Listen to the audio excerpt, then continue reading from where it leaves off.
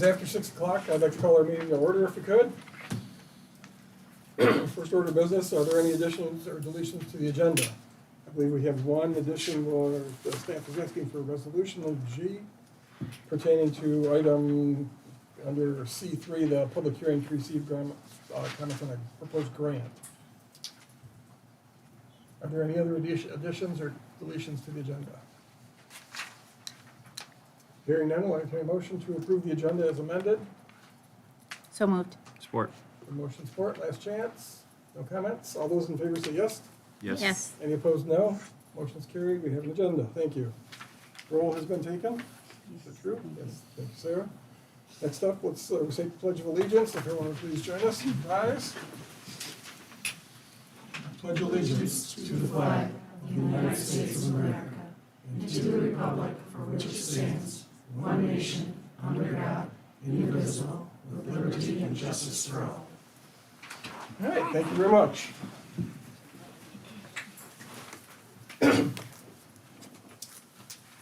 We'd entertain a motion for the approval of the minutes of the April 18, 2022 special meeting and the April 26, 2022 regular meeting. So moved. Support. And motion support. Are there any additions or corrections, deletions, questions? Hearing none. All those in favor say yes. Yes. Any opposed to be no. Motion is carried. We have approved the minutes. Next up, we have communications from Wayne and Sandy Braun regarding the interim city manager position. Your pleasure. Move to receive. Support. Have motion support. Any comments or questions?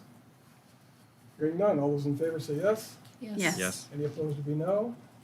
Motion is carried. We have received the communications. Moving down to hearings. First up, we have a public hearing to review the proposed fiscal year 2023 annual city budget and related property tax millage rates. Andy or Eric, are you doing this, or? I guess we'll we'll open the hearing. We'll take a motion for that. So moved. Okay. Support. Okay, we have motion support. All those in favor say yes. Yes. Opposed, no. We've opened the hearing. Okay. Now, Yes. Yep, we'll walk through first the millage rates that we're looking at. And just to preface to begin with, these are estimations at the millage rates at this point. There's headleys that will probably happen on these that we'll know later this week and have for you next week's budget meeting on the 17th. But these are close approximations for what we do know at this point. The general fund millage at 14.4060. There will be a rollback on that. The Voted Street mill at 2.5, will have a rollback. The DDA millage within the district only at 1.9716. There will be a rollback there. The transportation millage, we're recommending a 0.9604, but again, there will be a headley on that also. This one we did have some discussion with, as we read the newsletter at the Finance Committee meeting, possibly maybe rolling that back this year. And if we did that, obviously our partners, St. Louis, Ithaca, and Pine River Township would do the same thing. At this point, what the staff is recommending is that we carry through for the year and get a year under their belt. Obviously, we went through COVID too with this, and also we have a study coming that the transportation department has secured to look at the operations now and what it would look like, if we go countywide. So we're recommending to stay that same millage based on just getting some more information before we reduce it, but that's just a recommendation. And then on the library, our bond millage is currently at, to pay off the library itself, is at 1.5 mils. Our debt payments are down enough that we will only need 1 mil to cover our debt payments. So we recommend that we lower that. Headley does not affect that one.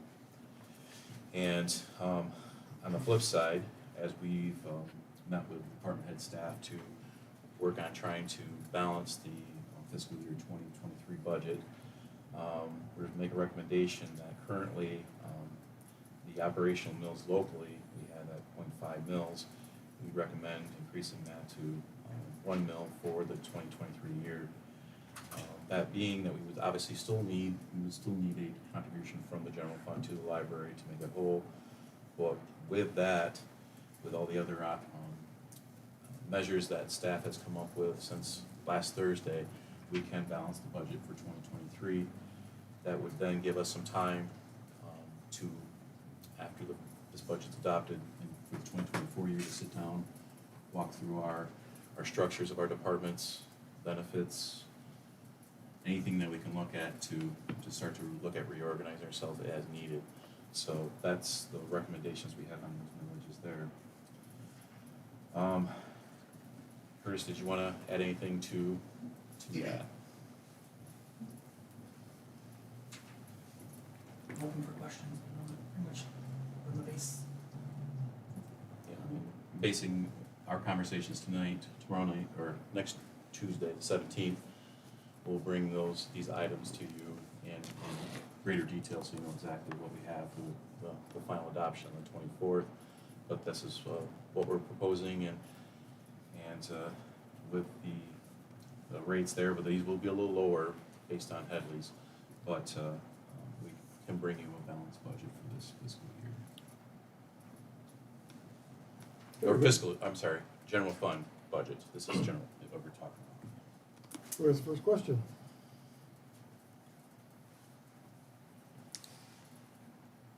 Thank you for everybody that worked on it. It took a lot of time and energy to get that figured out for us for the time being. I guess I continue to question a couple of things. First up is the dial ride. We've been promised for a number of years that, as we carried St. Louis, Ithaca Township, that there would be a reduction in our millage coming, there'd be some savings there, which, logic would tell you there should be. As the base is spread, there should be a savings. The cost per person should be less for the townships and the cities to carry this. Last year, I think we heard the same thing, that this wasn't the right year. Give them a year to figure it out. And I think they've had a year. I think it's time we start living within our budget. I think the taxpayers of this town and St. Louis, Ithaca, and the township could use a little bit of a break. It doesn't have to be a lot, but a little bit. And I think we need to learn to live within a smaller millage. I don't see a problem with that. I think there's plenty of opportunity to do that. It just continues to be my feeling that we can save the taxpayers some money. My great fear is what happens, what we see over and over again, is whatever you have, we spend. And that just seems to go on, and there's never the right time to cut anything. And at some point it's got to. This is just not sustainable in my estimation. So I do have a problem with that. The library, again, you're not proposing any cuts there? Is that what I understand? There's cuts of 2 part-time staff, and then some the operating. That gets us down to, if that millage for operating is increased, that we would but we would need $150,000 to make that whole for this year. Well, like I said, $150,000 plus a $500,000 increase to Yes. the taxpayers.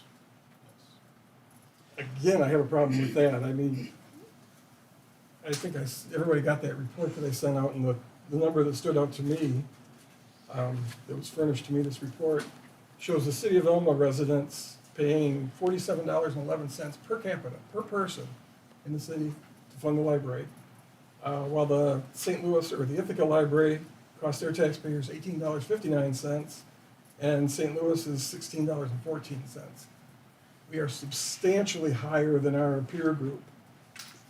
When I look at the report, more and more, most of those peer groups that we're put against seem to be district libraries. They're functioning differently than we are. I think, maybe not functioning differently, but they're funded differently than we are. I think, in the stories I've heard, we are functioning as the district library. We're operating a library with 50% more hours, apparently a lot more programming, and a lot more offerings than our surrounding libraries. So we're functioning as the lead library, but yet the cost is only being borne by the Alma taxpayers. I don't think that's fair. I think somehow we've got to cut that down. I think asking the taxpayers for an additional millage is not fair to the taxpayers. But if we ask the millage and they vote it down, then they've made a decision, right? I mean, isn't that the idea of the millage for the library? I mean, if That- people that want would to be pay true, that, yes. yeah. Okay. And aren't we cutting one to add to the other? Right. We're cutting, So it's, well, we don't have, we've paid down the building itself, the building, so that is being reduced because we no longer owe as much on it. But it's still the same burden to the taxpayers. You're essentially asking them to pay an increase for operations. yeah, but we're asking to pay less for the building, so doesn't that balance out? So that it's not an increase? As an overall, yes, it would, it would balance out. You're taking it out of one pocket and putting it in the other, but it's also, we're missing an opportunity to save our taxpayers $500,000 because they have paid down the building debt. I guess I feel the voting part of it, that people don't want to pay for it, then they don't vote for it. I mean, if they see it as a valuable resource to pay towards. But are you suggesting that you think they would vote no on something else and vote yes for the library? I mean, is that what you're worried about, or? Because I feel like if the half a I'm mil, not if worried it's a about the choice. vote. I just think as a fiduciary board for their taxpayers, we need to look out for their money a little bit better and start holding our teams accountable. You know, last year we had this same budget questions and comments, and the idea was to, you know, the whole budget proposal last year was to hold departments accountable for their budgets. We're $500,000 in the hole this year for our budget, so obviously we did not hold our departments accountable. Because we for their had budgets. somebody telling them the wrong information. So if they're told the wrong numbers, then they're gonna focus on that. So, yes, this might be the same thing that we heard last year, but the department heads have all came together, tried to figure this out. We're moving forward with new people, the other people don't work here any longer. So, yes, we should, but I think we should like leave it up to the voters and move forward with what the staff has worked in each of their departments to work on to help us balance for this year and move from there. Can I? Well, We're not open for public comment yet. Can I just make a Yeah, go personal ahead. or a comment that I just wanna get some clarification on, and maybe this is more of a Kathy question, but I know we keep hearing, I've heard you guys say a couple times, a vote of the people. I do not believe that this increase of the library from $0.5 mil to $1 mil would require a vote of the people. I believe this is, and maybe I should look at the attorney for this one, but I believe that this would be that the commission has the discretion to go up to $1 mil on the library. So we already have the Oh. authority. So you in have the place. authority to do it Okay. without vote for this operating mode, so I just wanted to Okay, thank get you. clarification on that. Well, Thank you. Curtis, Thank you, appreciate that. Curtis. So this wouldn't return to the voters at this point. Okay. Anybody else? Okay, at this time, we'll open the hearing to the public. If any members of the public would like to address the commission, please go to the podium, state your name and address, and share your thoughts.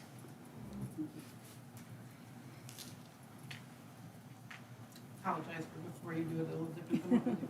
I'm Barb Vandal, I live at 1221 North One Park on this side of town. And the library is why I was here, and specifically for that millage. So 8 years ago, when the countywide millage was voted in, we paid $1 mil here for the city. Some of you were on the board, I'm not board. And at that time, everyone, they kind of sold the countywide millage vote, yes, and then the city reduced theirs to $0.5 mil. Because we would collect more on the countywide millage, so that would make it. I think with this being the 8th year of that millage, it's the last year of it, to raise it now is kind of a take back on that promise from 8 years ago. That millage is up for renewal in August. And by upping this one, we may hurt the renewal of that one. And then Elma overall will actually get less money if that countywide millage doesn't pass. I just think that that should be given consideration before you, for this year, you know, once the millage is, the vote is done, if it's in, we need it for next year, you still have that authority to levy that extra $0.5 mil. But we'd be paying $2.5 mil. So that's just my comments on that. So we should consider that at least because that's what sold the countywide millage again. Okay, thank you. Would anyone else like to address the commission? On this particular topic, I guess we are limited to this topic at this point.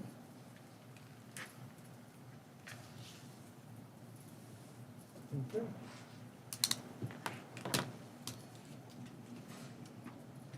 All right, so it's, Well, for some, Well, Eric, just, you've got some more. just from staff point of view, we were asked to try to find a way to at least balance it for this year, and we understand, we had a long discussion Thursday, and a long discussion yesterday. We kind of got this all final, some numbers and stuff yesterday, that we are balancing for this year, because it's probably been a few years since it has been balanced. What we're providing here, I know what we're saying about not trusting numbers. These numbers that we're providing, we told everybody, don't give us, like it's a mowing that we can mow for 30,000. We can't mow for 30, don't give us those numbers. So what's in here, we can do. But we do understand, that's what also we discussed, that we have to go through top to bottom and take a look at things, how things are structured.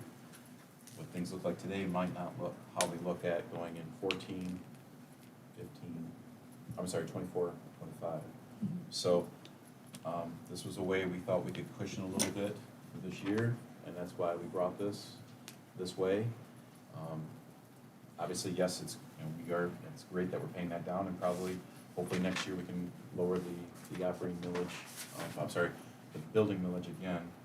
But we looked at this and said, well, this is something we can make it tax neutral. This is, like you said, one hand to the next, but gets us through to this budget year and gives us a chance to take a breath and take a look at the organization in more depth too. So, but that's why With we more brought accurate this. numbers. Yes, and that's why we I brought hate to this. say it, but that's the same story we've heard, Right. last year or the year before that. I think it's just, in my mind, it's time to cut and force the teams to start working within their means. I mean, I share a little bit of your concern, Greg, with I've worked at institutions or for places where it's common knowledge, if you have a budget, you spend every dime of it, and I think there needs to be more of an incentive to stay within it and maybe slightly below it. I don't think any of us would run our personal finances that way, so I don't see why any department should either. And furthermore, especially, Barb, you mentioned the countywide millage. I would strongly encourage, I know we've got a number of members of our library board here tonight, and, they've been very engaged and attended several meetings with us, and we appreciate their input and their dedication to the library. But I would encourage that team to look at alternatives and how that funding is distributed throughout the county. I think if we're functioning as a district library, and you're behaving as the central location, there's got to be a way to share services and start funding it like a district library. To me, that seems to make a lot more sense than just allowing everybody to go off on their own and do what they want. I mean, like I said, I think we are open 60 hours a week. The others are open 40. They put $0 out of their general fund into their libraries. And we're asked to cut it down to $150,000 this year. I mean, substantially more, plus we have an operating mill that I don't believe the other libraries have. I think, my understanding is they function pretty much just on the county dollars, where we've got 3 different sources of funds coming to this library. And it's a great library, I got no complaints about that, and they do a great job, staff's great. It's just a matter of dollars and cents to me. There's priorities all over the place, and there's just only so much we can do. And we're here to make hard choices, they're not fun ones. Anybody else? I'd like to say something.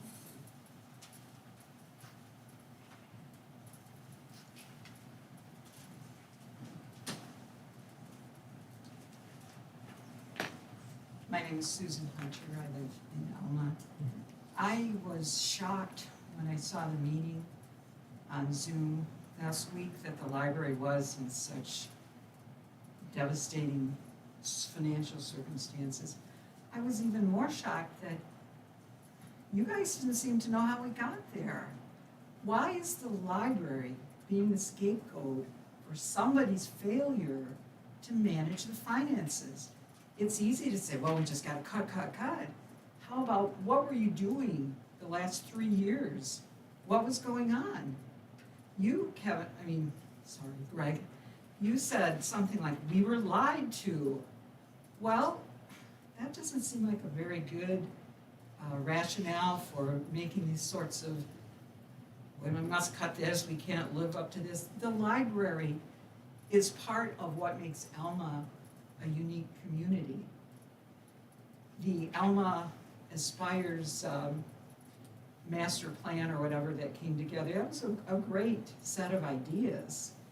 But how can you be a city where people want to live and come and bring their businesses and their schools if you've got a beautiful library, wonderful staff, great programs, but, well, we're just gonna have to cut. And I don't understand where you're getting the idea that Alma is a district library. Or what are the numbers? How many people outside of Alma use the library? What are the arrangements with the other libraries in the county?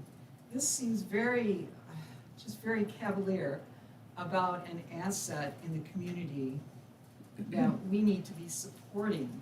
Yeah, sure, we can look at the budget, what needs to be done, and yes, we have home budgets we have to keep up with, but we look at the things that are most important to us. The library isn't an add-on, it's not an extra. It's a vital part of the community that we are very lucky to have. And what is this returning money to the people? How much is $500,000 gonna return to the average taxpayer? I don't think that much. I think if people realize what they risk losing, you would see a lot of support. And that's all I have to say. The library is a wonderful asset and it needs to be supported and celebrated, not treated as some extra expense that we just gotta cut, like no more Happy Meals every week at McDonald's or something. So that's all. Thank you. Thank you. Just as a side note, I will let you know that we have asked a number of those questions that you just posed. Anybody else like to address the commission?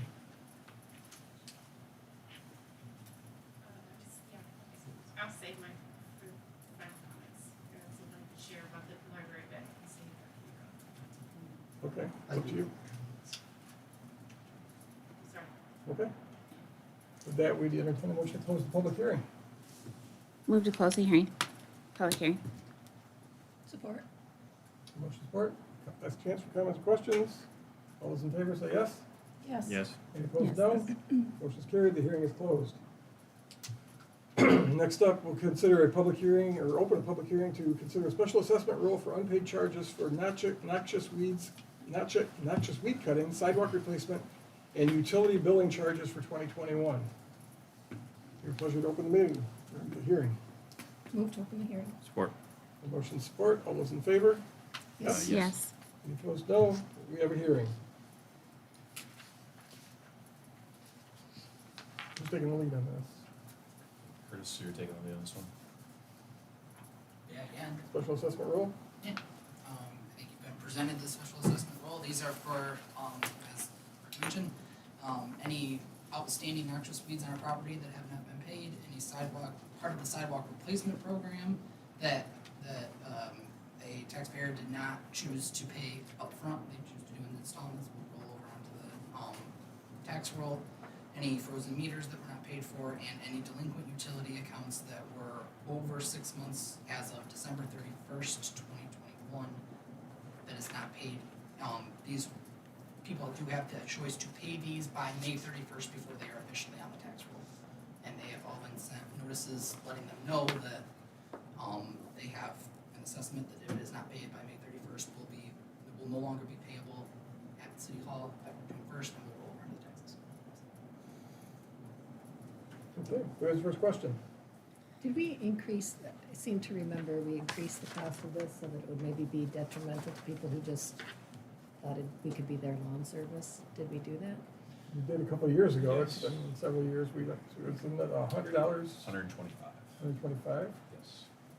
Is the initial fine, and then isn't there increasing amounts?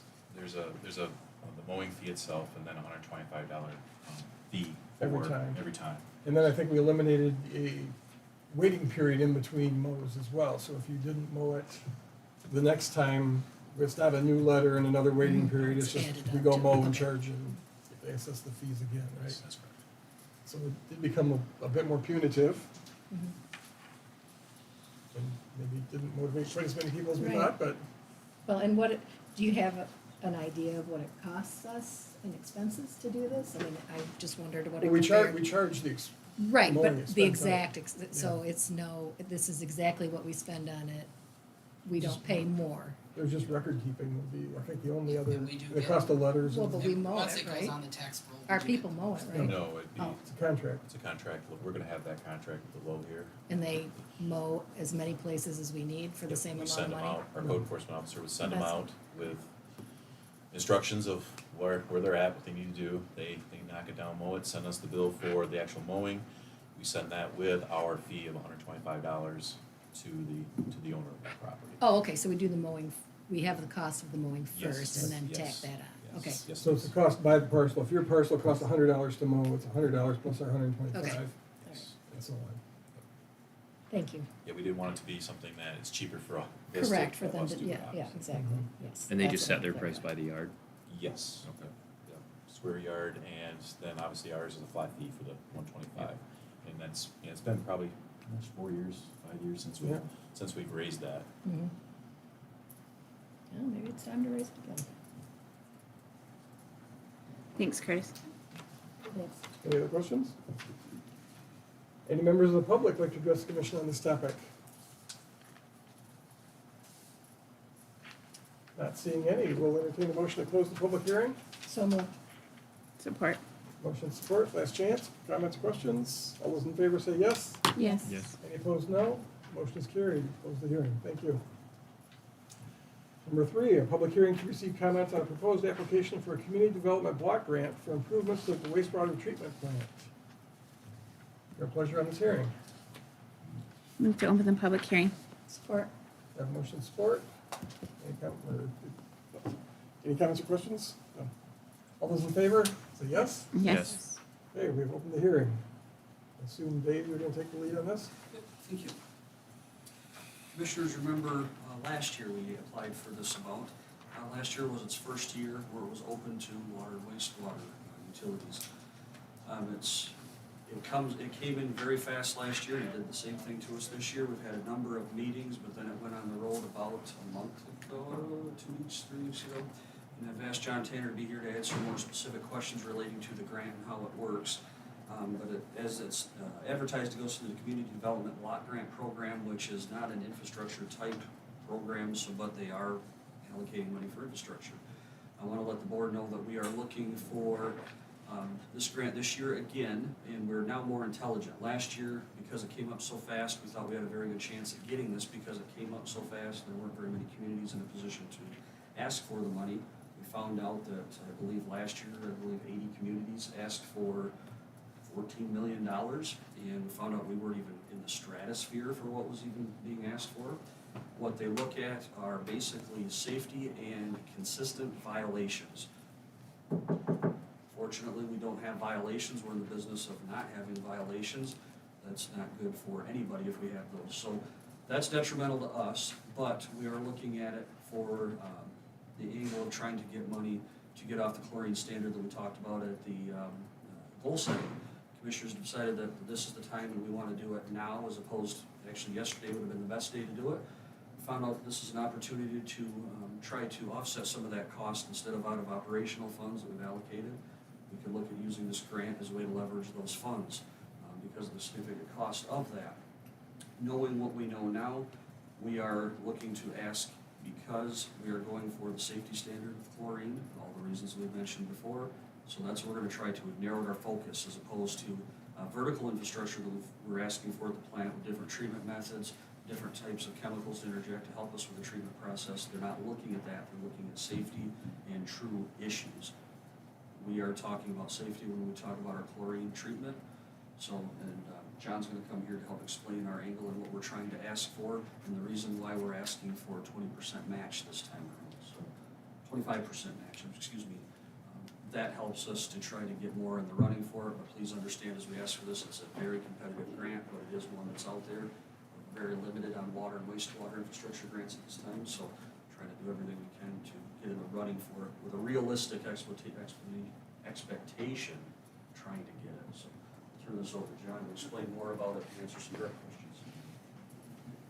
Hello, everybody. I'm John Tanner with OHM. So the grant is a MEDC grant run through the CDBG group. And you guys did submit last year, and they didn't really give a good idea of how they scored last year. They were more upfront and more clear on how that occurs. And what Dave was talking about was they give more points for systems that are in distress and failing than they do for age systems or just need. So that's kind of in addition to what Dave said, that's kind of the reason why we looked at your chlorine gas system, because of the potential dangers if anything ever happened with that. We saw that as a possibility that would score well. The other communities that may be submitting on this, it's all based on your low to moderate income percentage, and depending on where you are at percentage-wise, you get a certain amount of points. So there's communities that are 20, 30 points or percent higher, low to moderate income than Elma is. So for that reason alone, they get 10, 15, 20 more points than you guys get. So it's difficult. It may be difficult for you guys to get if one of the other point scoring criteria was your percent match. I think last year you were either at like 18 or 20%, somewhere in that range. If you even want a chance of getting it, you have to be at 25%. That's the max points you can get for your match. And so what we looked at is several years ago, the city of Elma had a set of plans, what I would consider kind of preliminary plans put together for a replacement of both your water system and your wastewater treatment plant system, chlorine gas, chlorinization system replacement. When the when your water system was set up, your treatment plant was changed over then. The wastewater plant has never been changed, so that's why we're looking at this. So you've been looking at it since 2010, even earlier probably. So we provided you with a preliminary cost last week, and we were able to come up with a little more a tighter budget as far as what we think is realistic for you to do that replacement. We're looking at $750,000 for a construction budget and a total project cost of $962,500, and the balance of that is $212,500. That's a combination of administration, engineering costs, surveying, geotechnical, and we're going to have to probably do some looking at the structural side of the building just to make sure. We'd be changing things from canisters or decent-sized canisters to larger tanks. So we have to make sure that the tank where it would be placed is stable and all that. So, the match. I don't know if I have this calculated here, but basically, of the $962,500, you would need to do 25% of that to be competitive. I can continue a little more, but I guess, do you guys have any questions first? That's a good question. Okay, so it sounds like I'm hearing that the match of roughly 250,000 is going to be about what we talked about in our budget session is the cost of the project. About 240,000, based on rough estimates, what you just mentioned. Sarah's got the sheet. And in our budget meeting, we were estimating the cost of that project to be about 300,000. Yeah, without this it grant. could be between 350, 450, but your memory could be better than mine, so I don't want to recall Yes, those costs have gone up. That's what we were looking at. So that's why we're looking at this CDBG grant as an opportunity to perhaps offset those costs. So the match, your 25% match would be $240,625. Not that I'm opposed to this, this is a huge safety issue. I think we should have done this years ago, and I very much think we need to move forward with this. You know, if we were to have an accident, it would be catastrophic, and this 900,000 would be inconsequential. And I think you guys have also talked about it before, but you're also potentially at risk of not being able to get the product, the chlorine gas.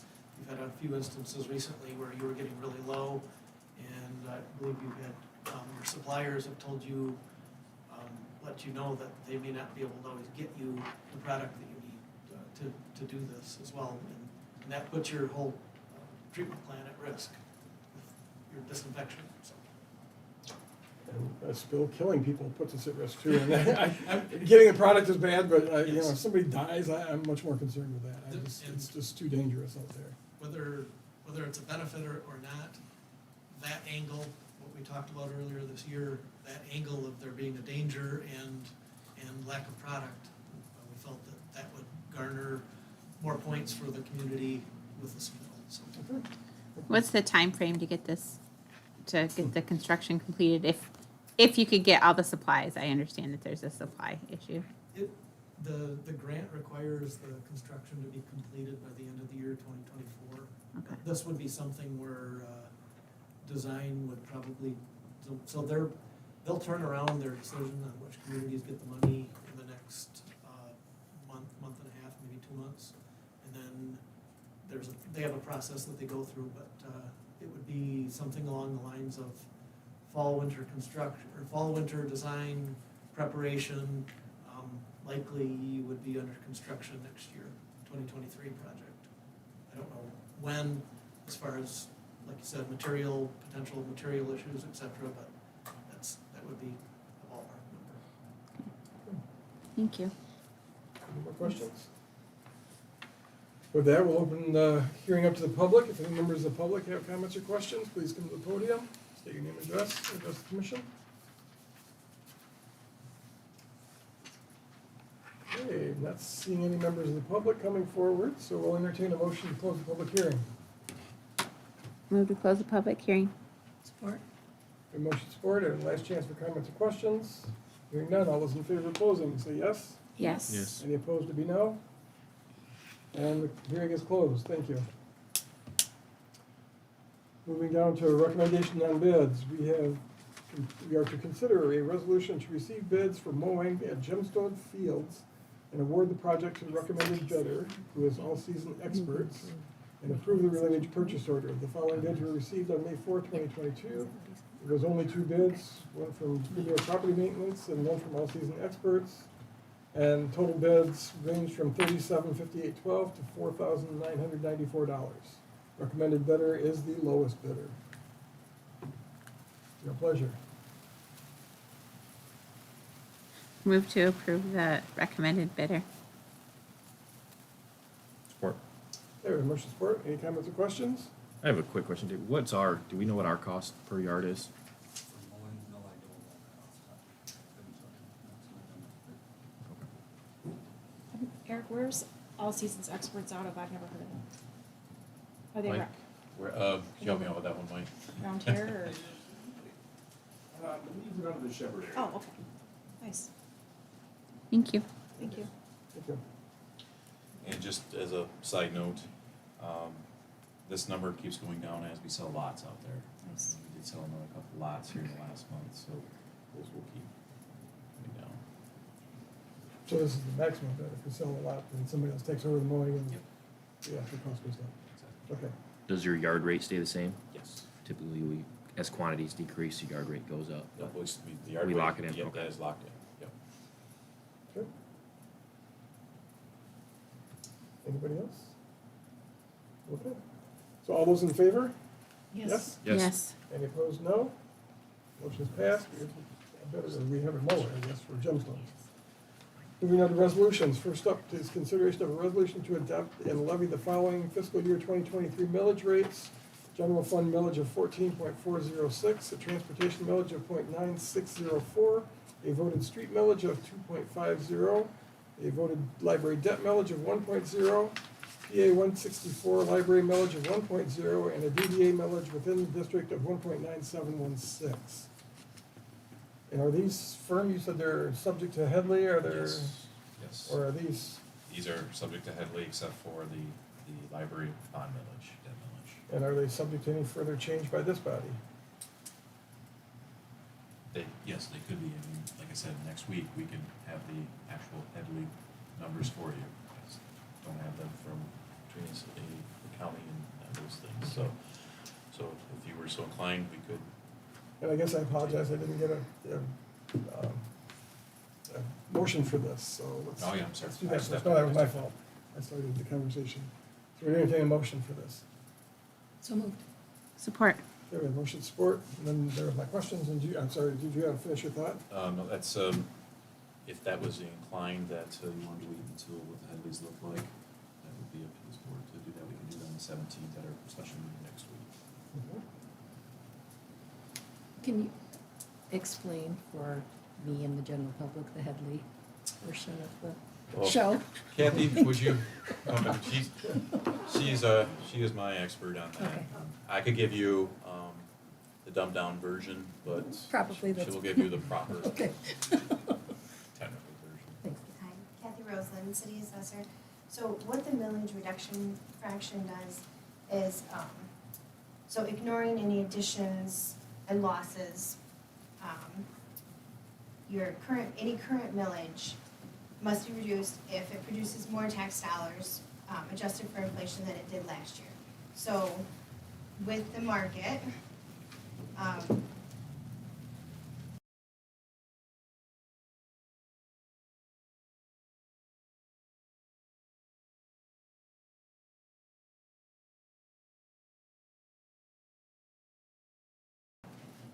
because the houses have just been selling at a very high rate.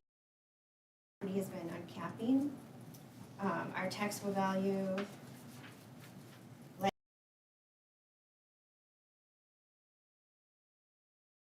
$94, and so the 2022 taxable value is $101,900. So that was a significant increase from last year. So does that mean we get less?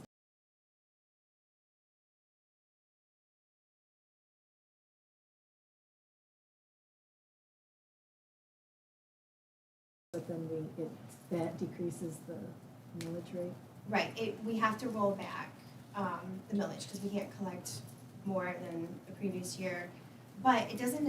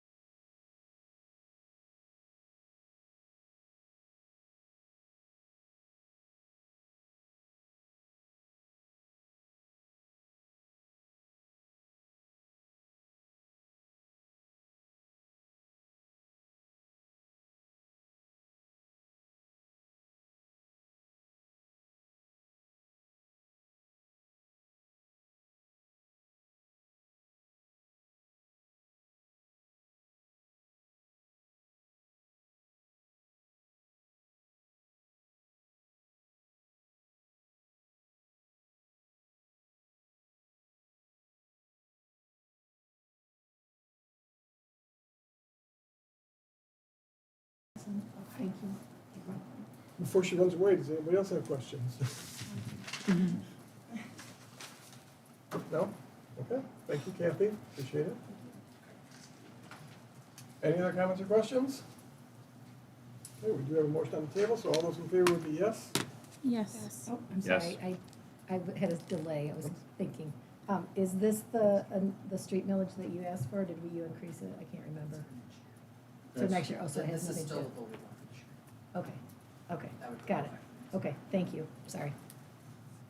Okay, so just for clarity, once again, all those in favor would be yes. Yes. Yes. Any opposed would be no, and I would be no. Thank you. But the resolution is passed. Moving on to number 2, consideration of a resolution to approve budget amendments as presented by finance to allow for an additional unanticipated revenues and expenditures. Your pleasure.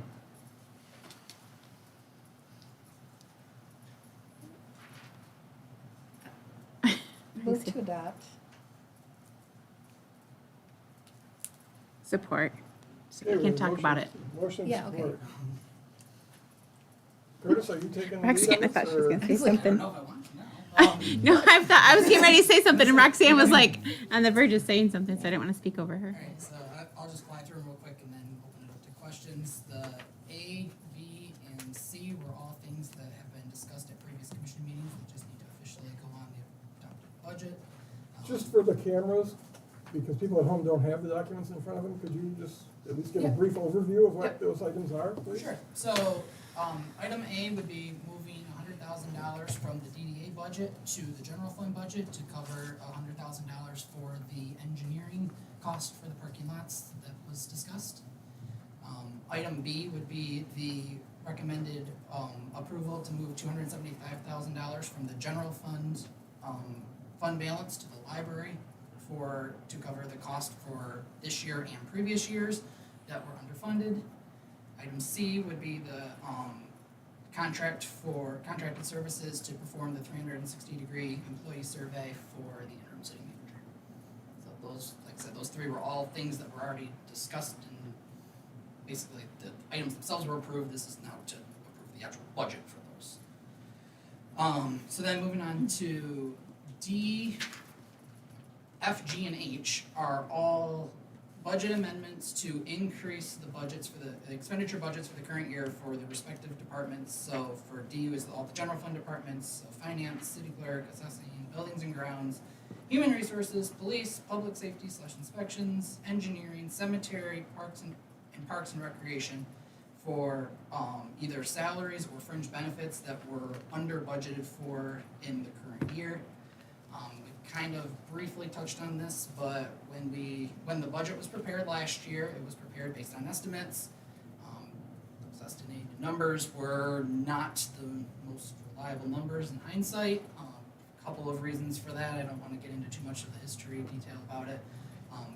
But a couple of the big things were we did a general average over a general percentage was used to determine for all departments, so it didn't always factor in all of the circumstances. Basically, every department got the same percentage of their salaries was their fringe benefits. Well, some departments don't have a lot of people on insurance versus the ones that do. Some departments have a lot of part-time versus full-time. That really factored in, so some departments were actually significantly under budgeted, some were significantly over budgeted, just based on, not too over budgeted, but just based on, because we used a very general across the board recommendation.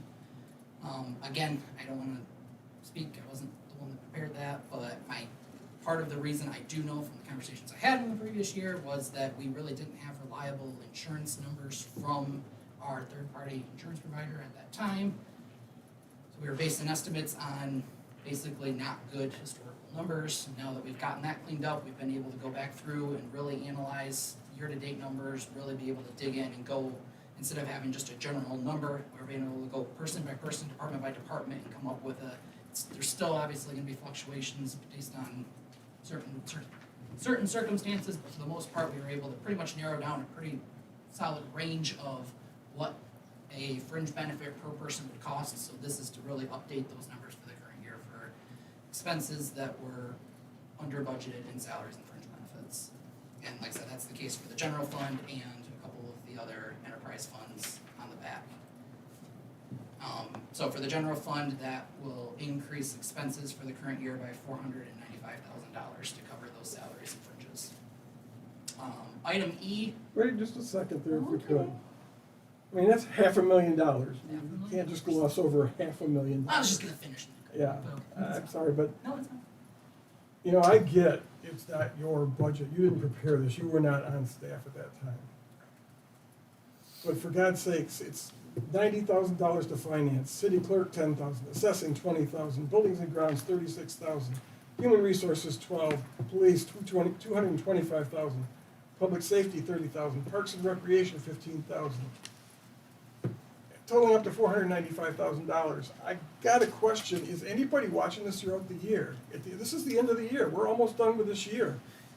Why doesn't anybody come to us in the middle of the year and say we got to make adjustments? This is not working. That was the deal. That was the promise that was made to this board last year. And maybe you weren't here, but a number of these department heads were here. And nobody raised a hand all year. So part of it just, How do we go forward? I mean, how are we supposed to carry on like this? $500,000 out of our general fund. yeah, I mean, part of it was that until we really switched TPAs and until we were able to get through the audit last year, we didn't really realize we made significant adjustments for July 1st through basically December in January, February, because we didn't have reliable, solid numbers to make. We as we were doing account cleanups, I mean, we the computer discovered tells you a what lot you of- spent, right? I mean, we knew what we were spending on a month-to-month basis, don't we? Yes. I mean, I did ask you, you prepared a report a while ago, a couple meetings back, and I asked you to prepare that on a monthly basis going forward so we can compare our expenditures to budget on a month-to-month basis. Does anybody prior to this been looking at that on a month-to-month basis? We have been. Like I said, really up until the last couple of months, we didn't have all of the numbers in there. Where did $500,000 come from? A large portion of them were sitting in liabilities, not expenses. So once we cleaned up the liability accounts, we realized that we had unrecorded expenses. So they were on the books, but they weren't in the revenue and expense budget until we did our audits and cleanups and got with, the team was able to dig into it and find out a bunch of this information. So that's, I'm not gonna sit up here and make excuses. Yeah, there was a lot of unrecorded expenses that we've had to dig up, so. May I say something? With all due respect, us department heads, we don't know our benefits, we don't calculate those in our budget. Those are done by the finance director, which was not Curtis Dancer. We didn't know what those numbers were, so as department heads, that's part of our budget that is a mystery to us, and it's always been that way. So there's no way for us to be able to do checks and balances on that. Which I guess perhaps leads us to another discussion. I mean, some of the numbers we've been seeing, it seems that our benefit packages are tending to run about 40% of wages, which is about, in my experience, about 15% higher, 15 basis points, 15 percentage points higher than what typical industry does, private industry. Is anybody taking a look at how we can get a handle on our fringe benefit costs? It's definitely something that we've had a lot of internal discussions about, and we have batted around plenty of ideas. From an insurance standpoint, we lock in for the year as of January 1st, so for January 1st to December 31st, we are already locked into our insurance contract, so there's not a lot of wiggle room we can do with that particular thing right now, but that is something that we have already worked with resources. Eric and I have had plenty of conversations of the things that we can do come this next time we're up for renewal to try to lessen the burden on the city. So we are absolutely having those conversations. So when can we have more than conversations? I guess I mean, last year we were told this was it, drop dead. Department managers understood what was going on, they were gonna watch it, they were gonna keep track of it, we were gonna have any more problems. How are we supposed to have any confidence going forward? How are we supposed to turn to the taxpayers and say, yeah, we're being responsible with your money, we're not gonna watch $500,000 disappear again next year? For one, Kathy just said that the department heads weren't available. Curtis was not here. Curtis has turned the city in his finance department around. Allie from Yo and Yo has said that our audit is extremely well. Yes, we are $500,000. Yes, all of us have to come together as a city. But we cannot go back. Bottom line, we cannot go back. We cannot say we were told last year. The person that reported to all of the department heads is no longer here. It was a mistake, it was an error. We may move forward. So moving forward, Curtis in the finance department has worked with every single department.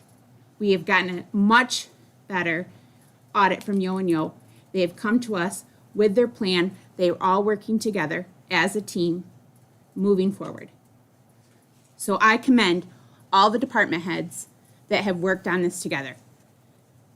And out of respect, Greg, every week, yes, we have to pay attention, and every single one of us up here know that, but every week you are on these department heads, and they have proven to us that they are working together to get the budget fixed. We cannot go back. We have to move forward. And moving forward, every single department head, our financer, our interim city manager has come to several meetings, how they've worked on it, spent many hours on it. What can we do to improve? So I commend all of you. Thank you for your time. Thank you for your energy. I personally appreciate it. I know that you're working hard. I deal with numbers all the time also, and we are moving forward. Yes, is it where we want to be? No. Did we hear it for the 3 years that I've been a city commissioner that it's going to be better this year? Sure did. But the people that told that to us, stood in that podium and told us, they are no longer here. So I personally can't go back to what they said. I am listening to the new person that has changed around, and I am confident in our department heads. So thank you. I want to add to that too. If we continue to speak to them in this manner that we speak to them, we're not going to have them anymore. This is the best team that I've worked with since I've been here. You are doing an excellent job. Dave, you are doing an excellent job. Kathy, Brett, you know what I think of transportation. It's amazing. It's the best we've ever had it at this point that it is right now. I mean, you got the largest grant in the state for your improvement project. You guys at the library, invaluable service. It's one of my favorite services that we offer here in this community. You are doing an excellent job. If we continue to treat them the way that we're treating them, they're gonna go. Sarah's gonna go. We're not gonna have these wonderful people. This is the best team I've ever seen. Do we have things to fix? Yes. Whoever mentioned earlier with the library, we have not been blind, and we have not been lied to. We were just misinformed. I am new, you are new, Danny is new. There is a huge learning curve with this job, huge. And I have tried for the last 3.5 years to learn as much as humanly possible about the inner workings of the city. And it's a big job. And that's not an excuse, but it is a lot to learn. And when we've had bad information after bad information, and like Michelle said, that staff is now gone, I feel like we're finally on the right path. We're moving in the right direction. Eric, when you and I talked today, I just kept saying to you, I'm so impressed. I'm so impressed. I'm so impressed with what I'm hearing. You guys have come together as a team and are making the important cuts, and I know they are cuts you cannot afford to do right now. The law enforcement, police, my God, we need 10 times more police than what we have. Things are bad out there right now, you know? So, I mean, I get it, but you guys are doing a really fantastic job. And Eric, you are one of the best leaders we've had in a really long time. So I commend you for doing what you're doing, and I just want you to know that. So I get this is stressful, but we have to change our tone. We have to change our tune, and we have to work together to do this. We do. We can't yell, and we can't put our fists on the table, our hands on the table. We just got to do better. I agree. We had inaccurate information, but we're going to have to start thinking of revenue generating. I mean, the people are against. I can't afford to pay much more than what I'm paying myself, but we are going to have to make tough decisions because while I think you're doing an excellent job, and I trust the numbers that we're getting way more than I ever have. But the bottom line is, where I agree with Greg, is we've got to have money coming in from somewhere, and things like, I'm not saying it's the magic cure, but people are buying marijuana, and if we can get some money from the recreational marijuana, then I say, it's the same thing with the Warwick Center. I have never heard anyone say, let's not encourage businesses, let's not, have people bringing something to the city that will encourage people to come, which number one library supporter, that I feel that is something that people come to our city to use. But we have to come up with money to pay for these things. So we talked 10 years ago, and I was ready to say, the city sales tax, something that is going to generate money, because we cannot continue to afford, roads, for God's sake. People are not going to live here if we're down to potholes as big as this dais and, gravel roads. They are not going to invest in our community. So we have got to figure out some tough decisions of where we are going to generate revenue. And again, I want more services, but we got to figure something out. And I don't know what the answer is, other than encouraging things, businesses to come here. But we're not going to keep who we have or encourage new ones if we aren't able to pay for water, sewer, and roads. Right. That's basics. I feel like too, as a commission, we've always had a finance committee with, I think there's 2 or 3 of you on it. I feel like maybe because of the way that things are going right now, we all need to be a part of that to some degree.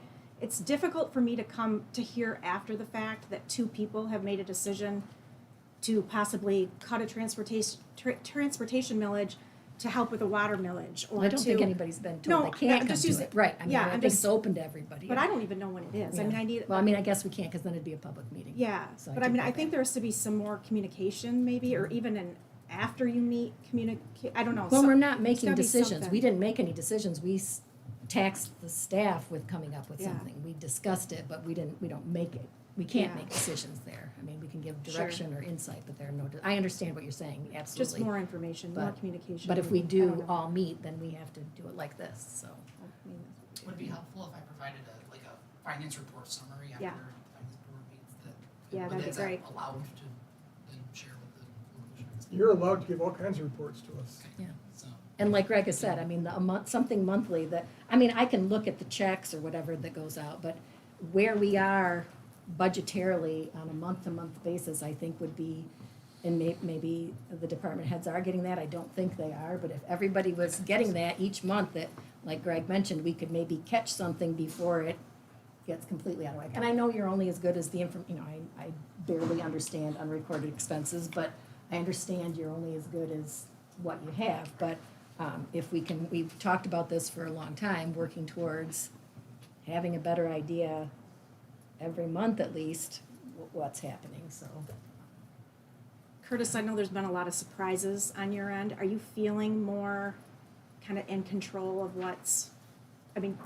have a better handle on? we're getting closer and closer every day. Okay. One of the things that Ally said to, I believe, the full commission, I know she told me, was that don't be surprised, it's probably gonna be 3 to 5 years before you're done being surprised. But, there hasn't been a month that's gone by that I don't think something's came up that I wasn't aware of, but there also hasn't gone a month that's gone by that my team and I have made significant progress. Okay. So, And I know it's just time. the benefit packages, things we had, I don't remember when that was, however many years ago. We had big presentations over in the library meeting room. I thought we were working towards, wrongly, because I thought we talked about this and made For decisions. a number of years, a number of times, we have directed staff to address the issue and come back with solutions, which is how this board works. Just as a basic refresher to the members of the public, this board works through this seat. Our single piece of leverage is through the city manager, interim city manager in this case. We don't work directly with departments. That's just not the way we do it. So if it feels like I'm beating up our interim city manager, sometimes I am, but that's the only tool we have with this group. And I apologize for taking it all off on you. I'm very frustrated. I've heard the same story more times than most of you here. It felt like you were beating up Curtis, not Eric. And I apologize, Curtis. I didn't mean to beat you up, because I know it wasn't you, and I do have more faith in the numbers you're giving us than I have in years. I'm just very, very frustrated that we haven't seen anything for years, and that there's not a single department head, not a single person. You said it was liabilities that are popping up. When we're incurring expenses, are they being recorded as liabilities instead of expenses?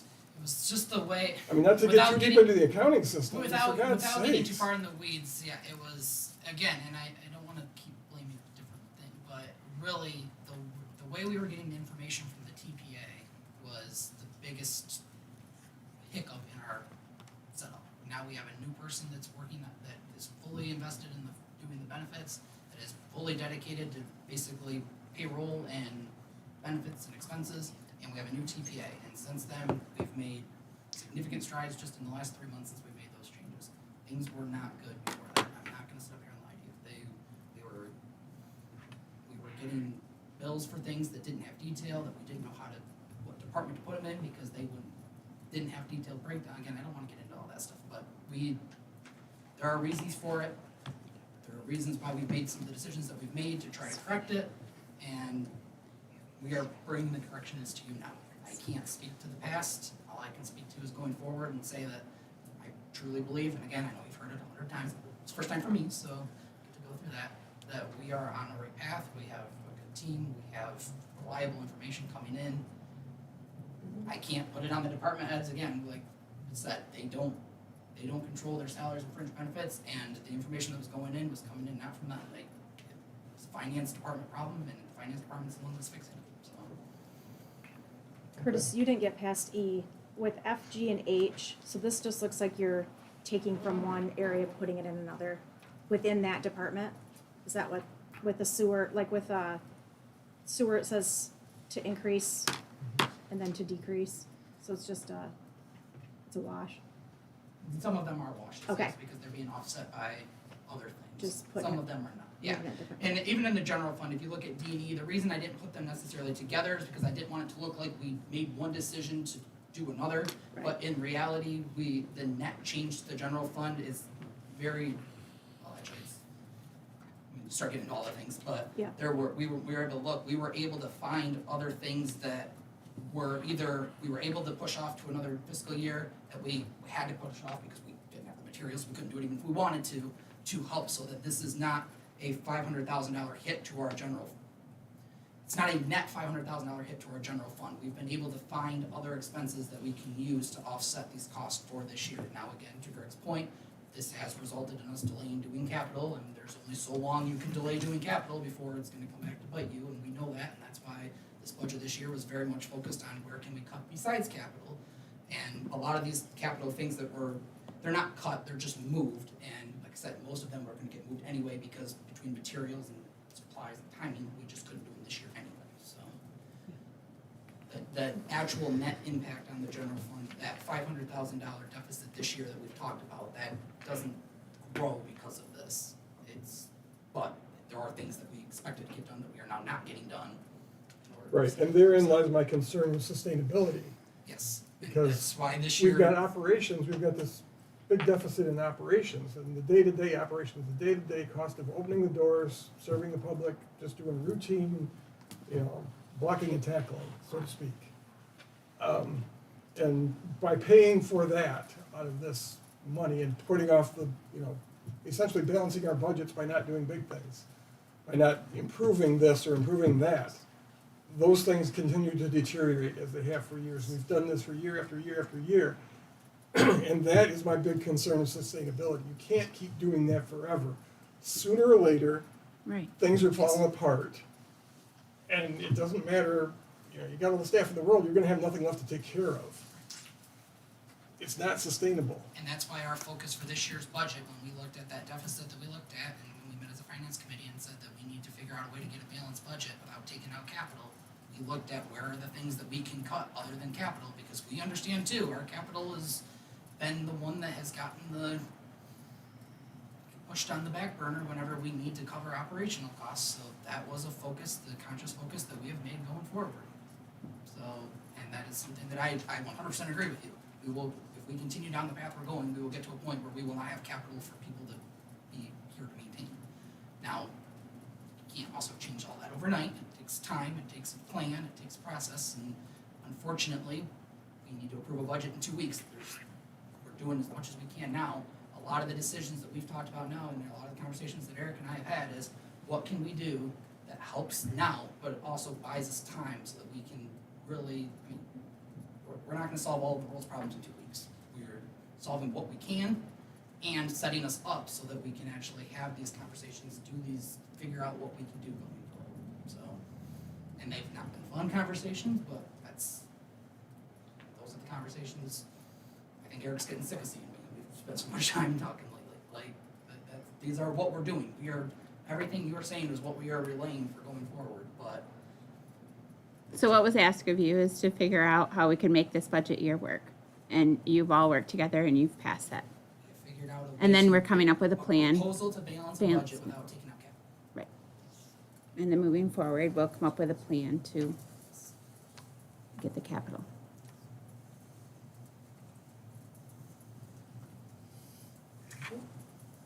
Anybody else? Did you have anything else, Curtis? I'm good. Okay.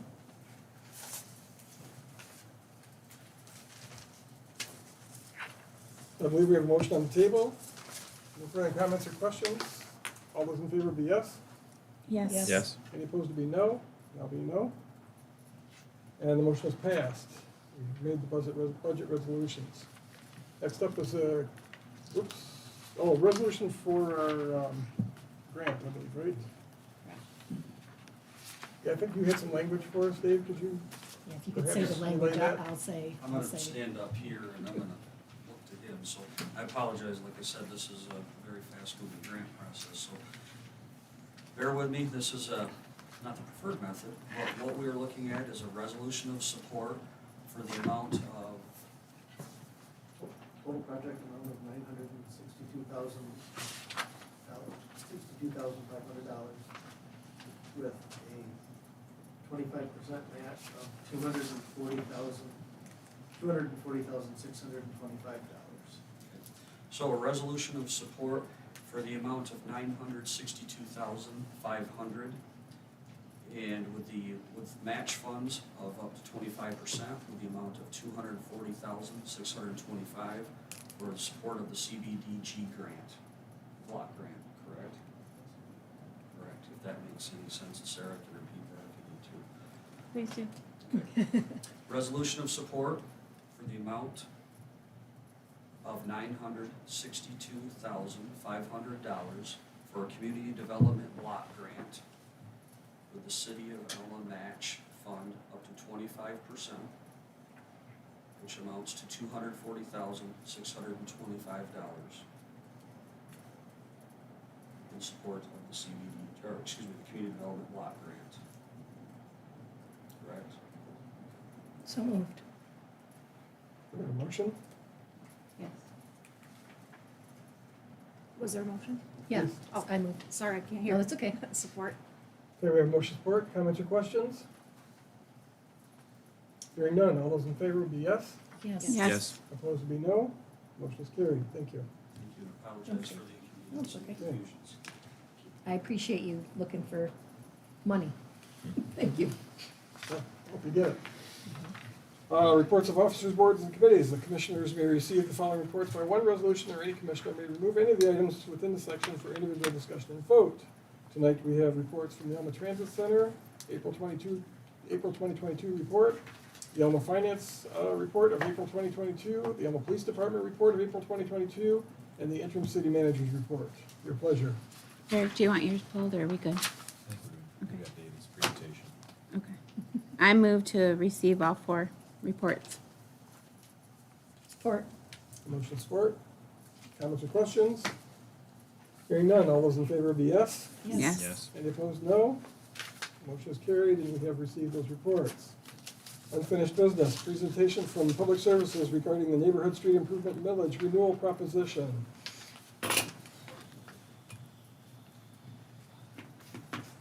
Looks like it's Dave. Yep, apologize, you have to hear from me a lot tonight, so. Okay, we like you, Dave. This was, has been discussed in the last number of months. This would be proposed language. We're asking for the 2.5 mils for our traditional 35 years that we've asked for street reconstruction projects. What has been talked about is potentially a street maintenance budget. So put together a slide that talks about what we could do if we were looking at some different maintenance methods and techniques. So I apologize if anybody's doesn't understand. There's room for questions at the end of this. I'm going to fly over this about 100,000 foot level. So in the interest of time and everybody, but if you commissioners know, if you talk to me about streets, I'll bore you for 2 hours or more. The city maintains just under 54 centerline miles of road in the city of Alma. That you've seen that in all of our street presentations. And approximately 30 centerline miles are PASER rated 4 to 7. That's average. So if anybody here wonders what a PASER rating of 4 to 7 is, that's what we're looking at. That's the middle of the road. Is 1 high or low? 7, 10 being the highest, 1 being the lowest. Thanks for the Highest means good in this Yes, case, right? A brand new road is a yep. 10 then. Correct, and Thank we'll you. get to that, but thank you for the clarification ahead of time. Yep, brand new road, reconstructed would be a ten, and it gets to live at a 10 for about a year or two. Then Pazer tells us we have to break it down to a 9, then you start to look at deterioration, and that's how you evaluate what rating it is, based on number of cracks, widths of cracks, rutting, it can bore you with all kinds of things. We'll get into that as part of the slides. You can read it at your own leisure. Anybody wants to know, what are the city streets? Everybody, people tell you, they're crud. I live on the worst street.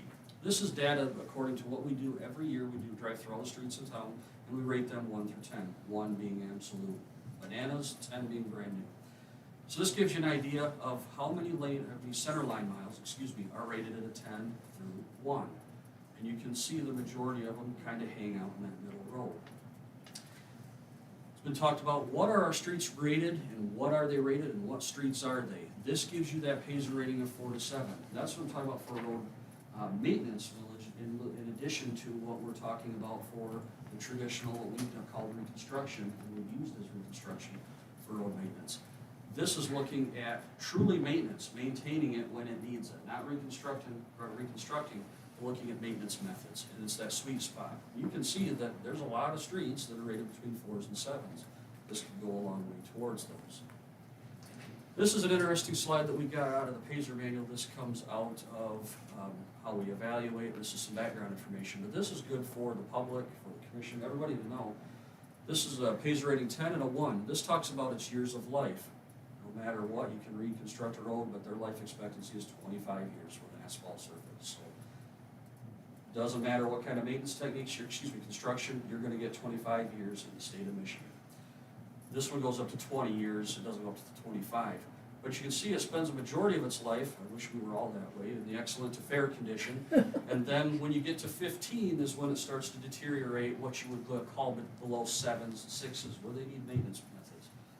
You can see where that really starts at year 15 and on. If you don't believe me, drive around town, look at some roads. We've talked about roads that we reconstructed 30 years ago, that are in need of maintenance. So this illustrates it. I'm coming right up here and telling you that this is where they're rated, this is how it works. These are facts that you can look at, and you can drive around and measure these. But the sweet spot of this is looking at a maintenance village where you can put the money right in the heart of its life, looking at its Pazer rating, keeping it 7s and 4s, extending that life. If you remember that deterioration curve I showed you, it's a parabolic curve that goes nice and gradual. You can cheat that by doing crack seals, seal coats, overlays. You can extend that life, extend the life expectancy, rather than waiting until they need reconstruction. But as we all know, a number of streets need reconstruction, so that's still important. Can I interrupt you? Yeah, Dave? go ahead Sorry. anytime in here. Could you go back to that last slide, because that was one Yeah. that really caught my eye. This one? Yeah, that one. That $1 spending Mhm. prevents $6 to $10 down the road. So that's $1 every time we see a bump in that line that's going across there, correct? Mhm. So in this case, we're seeing $1, 2, 3, $4 spent on that road. And after 20, presumably 25 years, it Yeah. looks like roughly, that would still be then what is that, an 8 rated road? Depends, well, let's say. I mean, just according to your graph, is Yeah. that what you're showing me? That's an 8 rated road after 20 years. If we would have built it new, and then starting in year 8, spend $1 every 5 years, we could maintain that, say, 8 number almost indefinitely. In theory, yes. Certain factors based on the amount of traffic, base conditions, things like that. In essence, you're right. If you take into account a street that we did, I'm going to use one right now that everybody can drive tonight on the board. Look at State Street and Woodworth. I know those are near and dear because we did a few different maintenance techniques in 2005 and 6. You look at those streets, they're Pazer rated right now between anywhere around a 7 or an 8. They have a utility cut, takes them down to a 6 because it's a substantial cut. Anytime you cut into those, you just killed its life expectancy. That's why we talk about replacing sewers and water mains at the same time of construction, extending those life expectancies. But if that's at a 7, you can do a crack seal on that and make it go from keep it at a 7, or you could do a seal coat, push it to an 8. You could theoretically do seal coats 3 to 4 times and keep it at an 8. If you do a seal coat on the proper street, Pazer rating 5 or 6, you kick it up to an 8 and you can keep cheating that curve. You need more money to do those, but that's one method, and I'm going to explain some of those in the next slide. So yes, in theory, some of what you're saying is right, depending on the right conditions, but yes. Have you ever done, and this is probably not fair to put you on the spot at this point in particular, but have you ever taken a back of the envelope and if we had all new streets, what it would cost to maintain, just to keep everything at the 7 or 8 level? No, I have Do not, that. that's a lot of labor, no, I haven't. Just miles of streets, and it'd be an interesting exercise, I I think, can, sometime. towards the end of this, maybe this will all go a little towards it, but I can't carte blanche answer that one at this time, no. Anything else related to this? Oh, sorry. Okay, no, you're fine. Maintenance strategies, you heard me talk about crack seal, and I've got some pictures after the next slide, so if you don't fully understand what I'm talking about, I'll show you some pictures. Crack seal is when you see those black lines, we call that overbanding, crack seal. You see the little black lines and they fill in the cracks, that's pretty easy. Chip seal, seal coat, those are the ones that we'll do where it looks like it's a little rougher, where you see the stones on it. In the last number of years, we fog coat it, that helps to keep those stones lasting longer. So in the winter time, it reduces the amount of stones that go up into yards. It also makes that stone surface last longer to stay on there. The longer we make that aggregate surface stay on the road surface, the longer it lasts. That's why you want that fog coat on there too. It's an extra layer of asphalt emulsion to help keep that there. Residents don't typically usually like those. I'll usually get a call at a neighborhood. If we do 20 houses, I'll get 5 complaints telling me that I need to find a new job. So they typically don't like it for the first few months because the stones do come up in pain.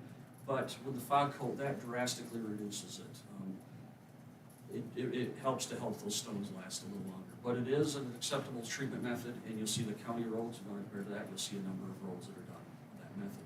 There's also mill and overlays, where you would mill off a certain thickness of the surface and put an overlay, or you can also put a 1 to 2 inch thick asphalt cap over it without milling it. It really depends on what your existing asphalt looks like, what your road base is.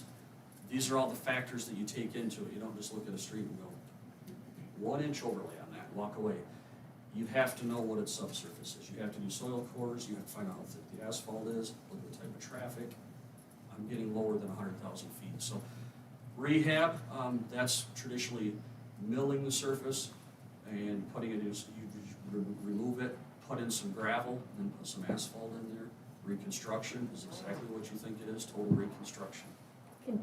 Can you just briefly explain how much, I mean, I know we've had lots of discussion about not putting curbs and gutters and things in to save money, but can you explain how much more life you get out of a road if you have those, or if it doesn't make any difference? Yeah, there's different factors, but the biggest concern and biggest problem to a road, and probably John can mention, speak this too, is water and its base. You've got the 2 factors that come into it. There's probably more, but if you can control for water, that's the biggest hurdle. It's no different than any of your house foundations.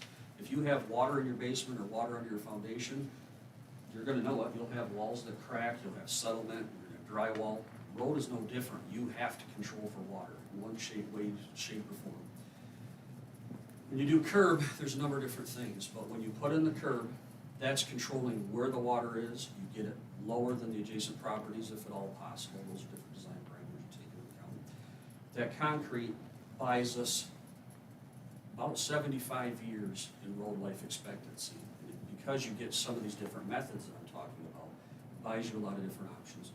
The water is controllable. The curb directs the water where to go, keeps it out of the road base, keeps it out of the road subsurface. You also have stormwater that does that too, storm sewage systems. But that curb gets it off of the surface, gets it where it needs to go, takes it where it needs to go, gets it out of that road subbase. That's paramount. You'll see county roads where they have ditches and that sort of thing. You gotta control for the water and where that water goes. Both of those have their costs to those, but right now, and they've got that slide that shows where the curb is. Let's say if we got rid of curb, if we were doing reconstructions.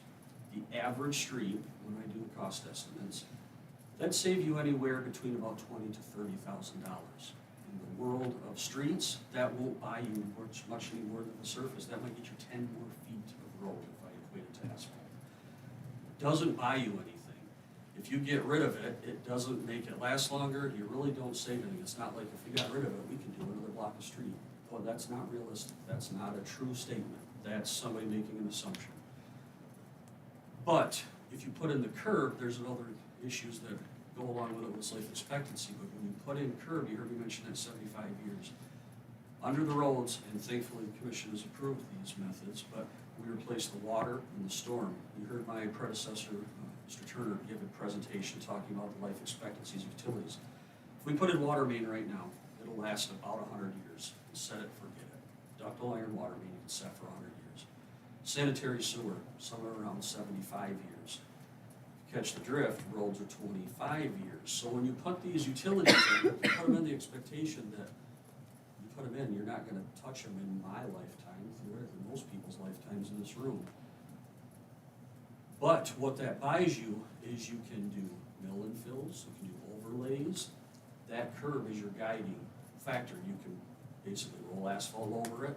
You can mill it. You don't have to do total redesign. That controls your slope. That's another thing the curb does, is controls that drainage in a number of different ways. But when you mill it, and that significantly reduces engineering costs, because if we were gonna do a mill and fill, that's why you see the state of Michigan doing these on trunk lines. Remember how fast Superior was? There's a reason for it. You set that mill, and if anybody doesn't know what that looks like, it's a giant machine with a giant grinding wheel on it. And it goes through it and mills that road surface for any designated depth. You can go an inch, you can go 6 to 10 inches, I don't know how far it'll go. But you can mill it about an inch, and you can put in new asphalt. For the time what was that, about a 2-week project, when they went through, milled that, put the asphalt in, and then restripe it by the time they opened it up.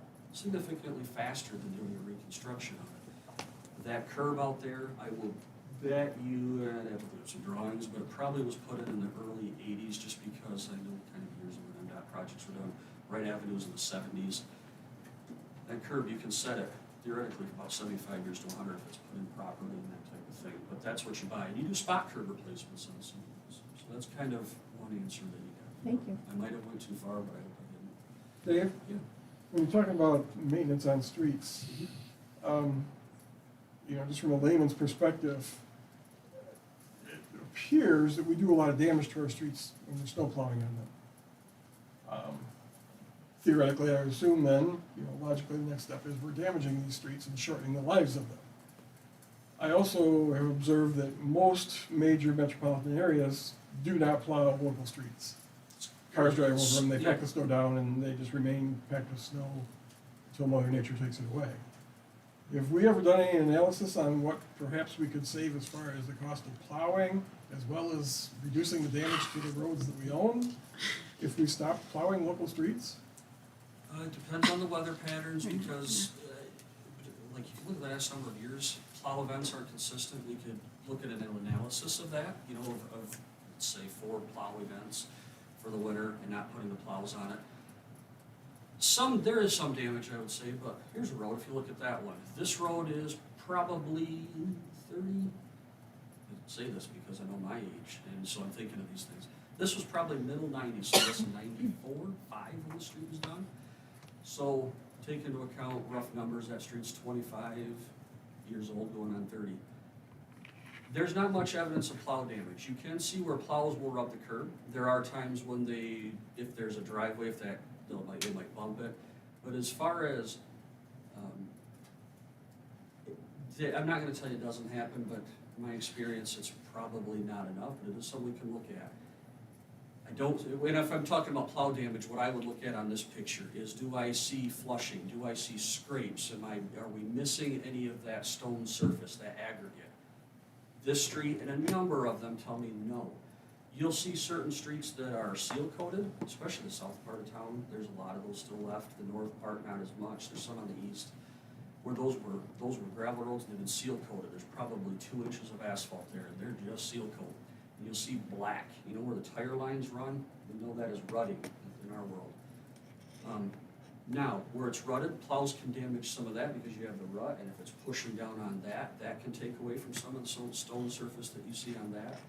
Some of the black that you see is just from the stones disappearing off that asphalt emulsion. But plow damage to where they significantly, or any kind of reduction in the life expectancy of a street, I haven't observed that, but if any residents know about it or know of evidence, please let me know. I haven't yet, but that is something you can look into. Well, I think I've seen it on my street. That's where it comes from, and You got potholes. you but talked it's not about helping your nose. alligatoring, and when the plow catches that, Yes. Right.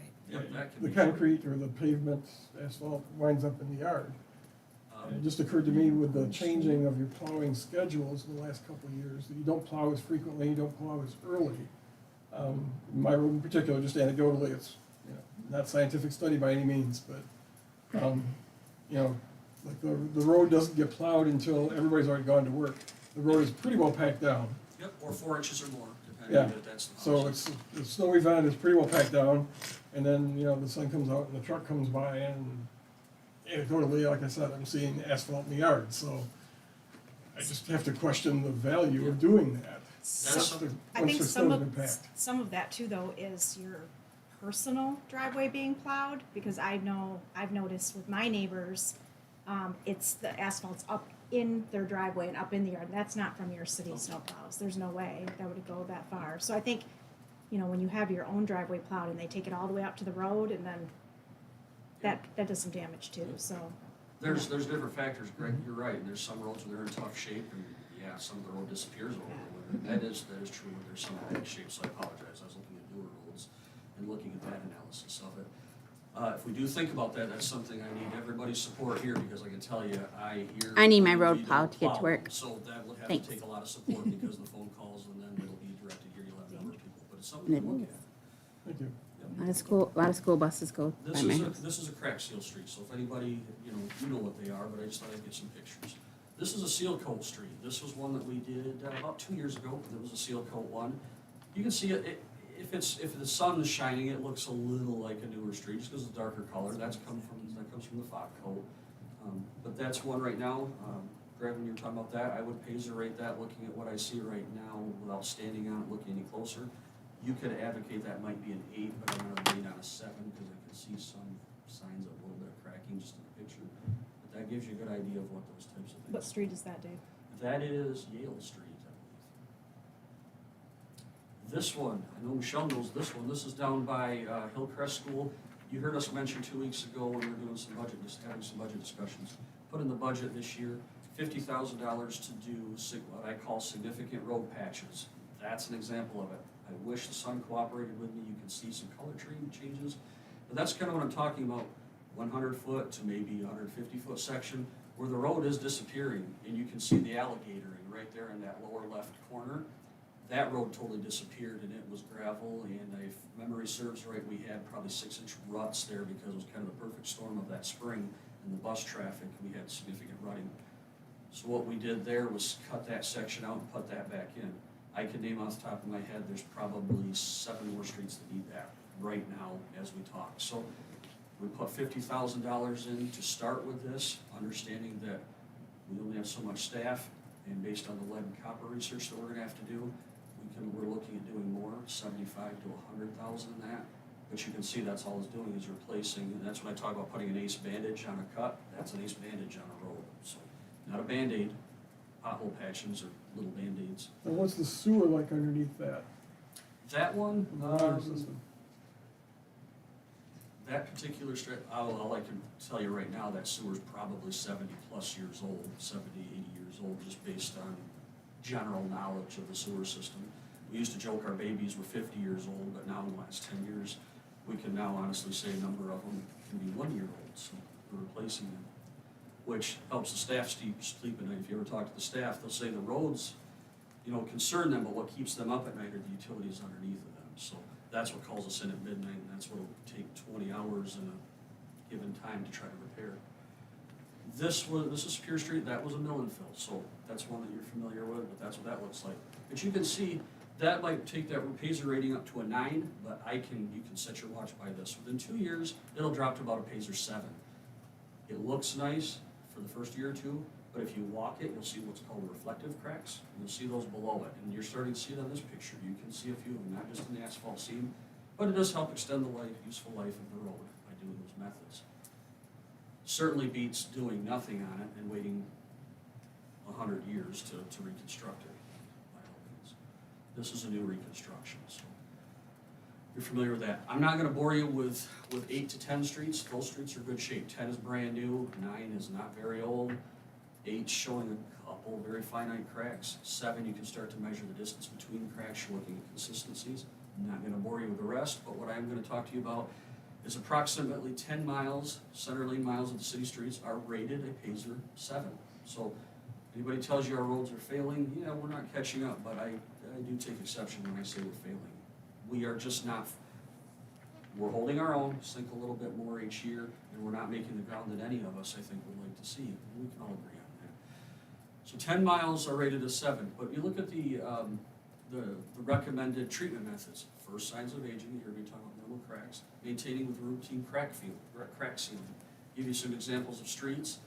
Doing a simple crack seal on those would probably take those to a Paisley 9, 8 or 9 to take them from a 7. And that helps extend its life probably 5, 8 to 10 years, depending on traffic patterns. So there was 10 miles of that road. Yeah, 10 center line miles. Okay. Yeah. Currently, from what you're telling me, that's in need of some sort of a life-extending procedure. Recommended treatment, yeah. What's the price tag for doing 10 miles?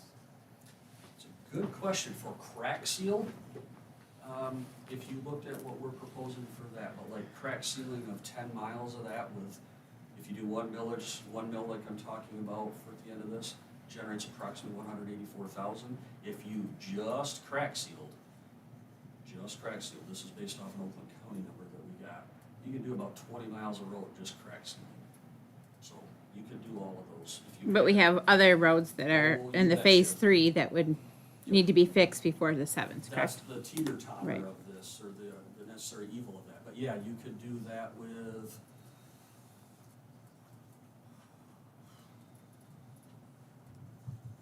depends on the length, so, yeah, the 180,000, if you're doing all crack sealing, would do those, and then some based on their lengths, going based on miles, so. 7.7 miles of city streets are rated, Paisley rating of 8s to 10s. So, I didn't talk about those, but that gives you an idea of what they're rated. Paisley 6. What you'll notice here is there's those signs of aging. What you're going to see are more cracks, and this more frequent cracking. You start to talk about the widths of them. I'm not going to describe any of that. You can extend this surface life with either crack sealing and or seal coat, but depending on how many cracks and the widths, you could theoretically do a crack seal on these.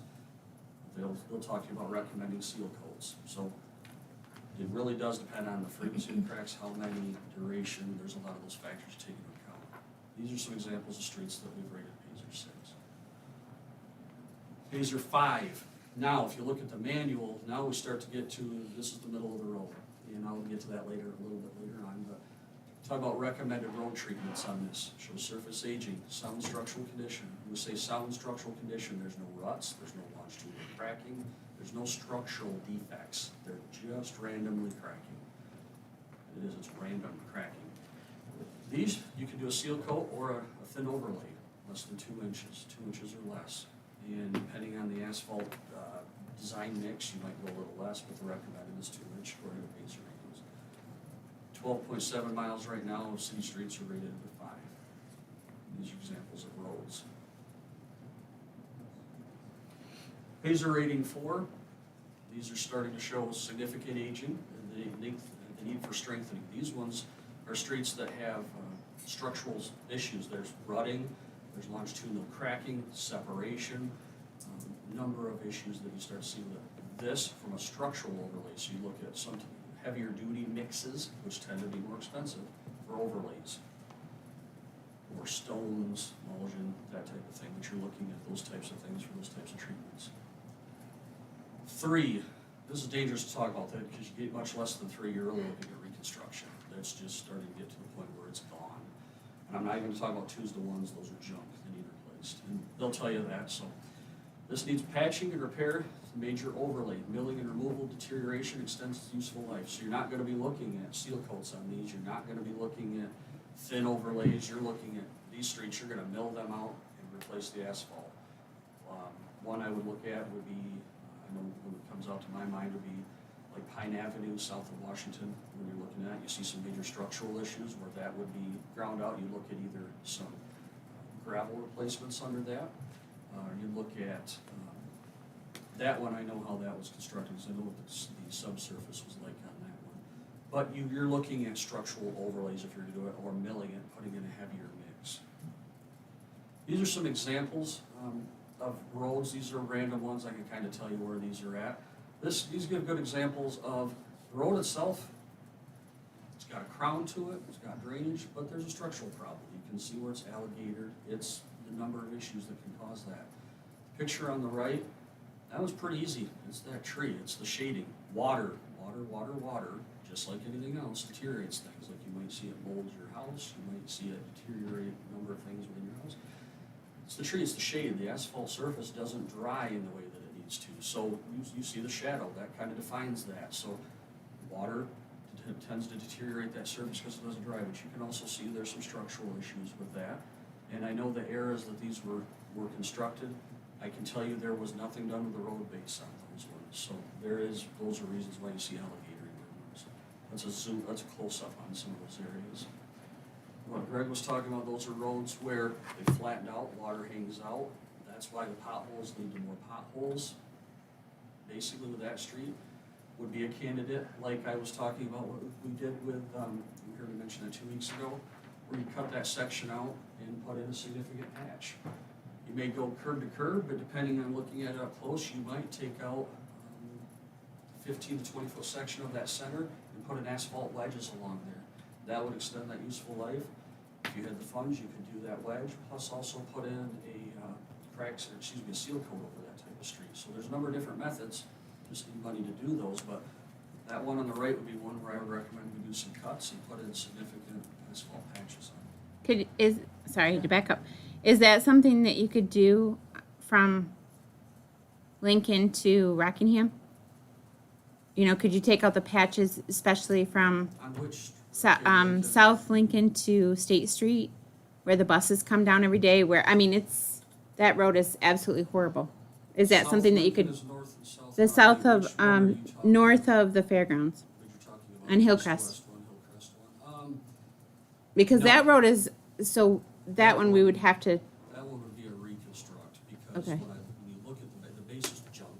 Right. And you wanna you also look at drainage on that one too. That's what we call for a reconstruct on. Yeah. It's really what it needs. Okay. That road really bothers me when I see the kids in the school bus. So I hope that it's a well-traveled road in the morning and the afternoon, and Yeah, there's a number of those in which Yeah. we recall we're looking at for reconstructs, utilities below, air conditioning, and as far as the Pazer rating itself, I don't know what that one is off the top of my head. That's probably a Pazer 4 is my guess, because if the ones that made it this year are the ones that were less than 3s, so, for the reconstructs.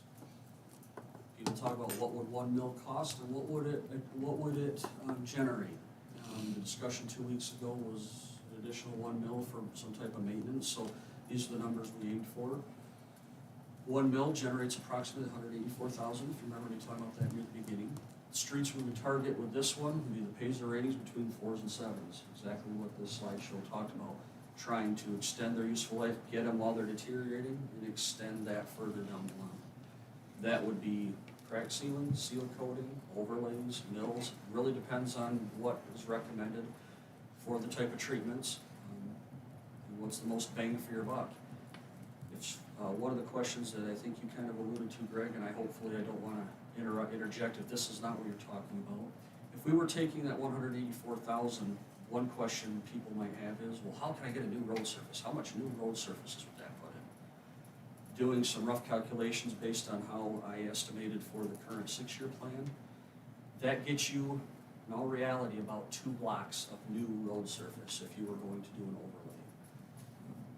Just looking at asphalt costs, then you have to raise the height of the structures.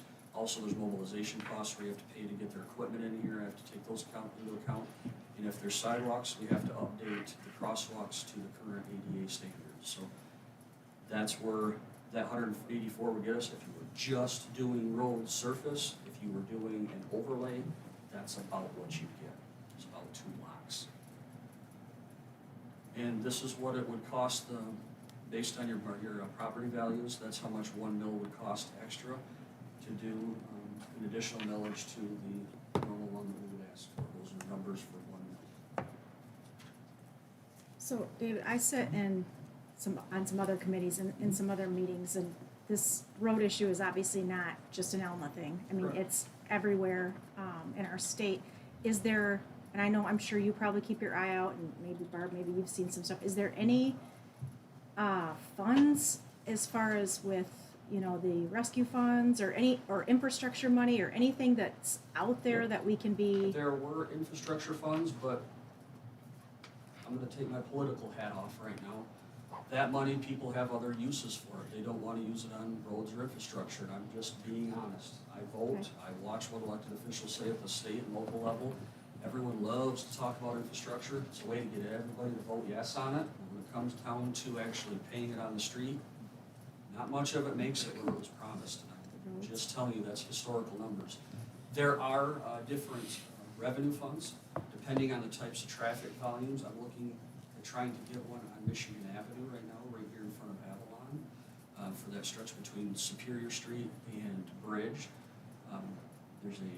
There's some extra money that was found in the road fund, and I think it's about $80,000 that they'll pay towards. I'm trying to leverage towards that, knowing full well, based on current numbers, we're gonna have to pull some money out of the coffers to probably generate about $200,000 for that, with the idea that we'll get $80,000 for it. That would be for the commission to decide on when we go to apply for that grant, if that's something we still wanna move forward with. And that, I also have budgeted, if we get that amount, some water main abandonments under that. There are some funds for it, they're ultra competitive, just like what you see with the wastewater and water ones.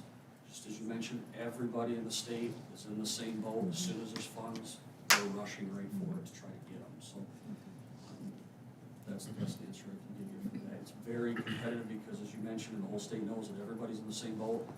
The United States is in that infrastructure boat. It's one of the things we talk about, but it's hard to spend money.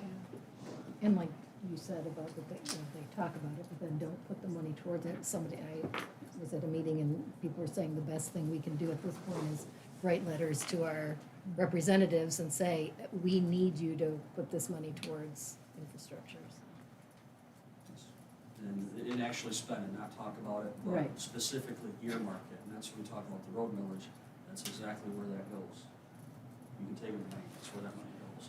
It's not going to any other hidden funds, it goes strictly to the road reconstructions right now is where we've used it. So if there is any funds we use, that's what we use it for. And if there's a maintenance one, this is what I would look at adding and have it dedicated to just maintenance. I'm telling you this is where we would use it in the types of streets. I'm not gonna tell you one mill fixes it, it's not gonna. And if the magic genie comes in and says, how many mills do you recommend? Much more than one mill, but trying to be realistic to what we can do, that's up to obviously the voters and the commission. Here's one street that was it's an illustration too, I wanna show it. This is one we replaced the sanitary under, and we just did a couple spot curb repairs. So this is one where you can, what we was talking about, where you can leave the curb in, you take out the road surface in the center, you leave it alone, and you replace the utilities under it. That was part of the sanitary project for the SAW grant. If you remember, we did that SAW grant about, boy, time flies by. 8 years ago, if you remember, we did the sewer up by the college. This was also part of it to try to get water to the wastewater plant faster. This was a street that we ripped up the surface and put in a bigger size sanitary on, and just put the road surface right back to where it was. That's kind of an example of what you see there. And that's the end of the presentation, if there's any questions. How many points can you bring up a phaser? Like, can a 4 become a 8? Can a 5 become an 8? A 7 can become an 8? Yeah, you can. If the four is kind of dangerous ground, but it's possible depending on the conditions. If you do a structural overlay on it, yes, you could bring it theoretically to a 9. If you do the right treatment, but it's safe to say 8. And then when you get that new road surface on, one complaint and one thing is elected officials are gonna hear, if you do those types of things, they just put in a new road, it's already cracked. Yep, it's called reflective cracking. It happens within the first 5 years, and it'll show up in the new road surface. But yeah, you can cheat that deterioration curve, and that's what you're talking about doing, but what you mentioned is true. So you take it from a 4, kick it to an 8, then it might spend a year or two in the 8s, but then it slows it down in the 7s and 6s. Just like if you notice your vehicle deteriorates to a certain point, it kind of slows down and it falls apart. So what would be the benefit then to do a 7? If you're telling me a 5 can get to the same number? A 7, you're not gonna gain, if you crack seal it, let's say. Other That's than what I would cost, obviously it'd be a little recommend. cheaper to take it up. The advantage is you're just pushing that deterioration curve out. You can make that 7 go another potentially potentially 5 to 10 years. You could do another crack seal on it within that period of time and just keep doing crack seal, but there'd be a certain point where there's too many cracks, and you look at either doing there's seal coats, there's even wire mesh seal coats you can do. There's a lot of different treatments, it's just a matter of what you have for costs, and there are ways to do structural ones like that, but it depends on the type of road and what its treatment method would call for. So from a 4 to 7, what's the preferred number that you'd like to do the? If I was, it depends, if I'm gonna do an overlay, I'm looking at probably a 5 or a 6. John, does that make sense with So, the? I used to do this type of work too, and we actually even look at 6s and 7s. If you put your money into 6s and 7s, that will extend the life of the road much further than if you try to bring a 4 or 5 up to that level. Because a new road that's a 8 or a 9 versus a road that's been reduced, and then you try to bring it up a little bit, it's not gonna last as long as that new road that's an 8 or a 9, just because it's not made, it's not the same thing. And that's kind of what I'm getting at. What's that sweet spot to where, yeah, you can keep dumping money into a 7 to keep it at the 8. Is it better than just wait a year or two, let it fall to a 6? Okay, now you bump it back up to the 8 because you're able to do more streets than that. Ideally, I would look at 5s or above. Once you get to a 4, you get to a point where it's, Okay. are you putting Band-Aids on a bleeding artery? Are you gonna, cost benefit, the amount of money that I spend in this, is it truly gonna do any kind of significant life expectancies? You remember me mentioning a 3 or below, you're getting in a bad territory to where they're reconstructs is what they need. So nothing else you do, you might seal coat it. There's some streets where that's literally pothole patch, and you seal coat over it, but within 2 to 3 years, you're right back to it. If you kick it to a 7, it comes back to a 4 within 3 to 4 years. It just superficially extends its life. And there are some streets where we have done that just to keep it a asphalt road. We do that. But the base also has a big factor there, right? I mean, as far as how long it's gonna last, no matter what you do to it. That and water. If you've got a wet, non-draining substrate versus if you've got a lot of, if you've got 2 foot of sand that drains really well, anything's gonna last longer than Yes. wet clay. Yes, Building on wet clay. unfortunately, yeah, Gresham, City of Elmer, there's a lot of clay. There's some sandy outlying areas, but yes, it's clay and it behaves very strange. This clay, when it gets wet, it expands and contracts. That's why you see the roads in the spring. Yep, roads come apart in the spring. It's because of the absorption of that water expansion and contraction.